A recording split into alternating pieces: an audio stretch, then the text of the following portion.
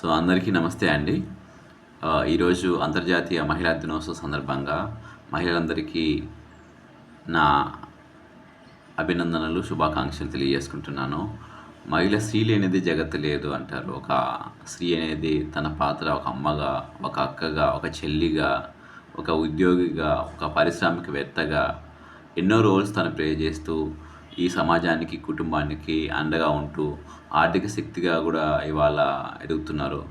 So, మనకేందంటే ఒక స్త్రీ educated అయిందనుకోండి, ఆ కుటుంబం అంతా బావుంటుంది.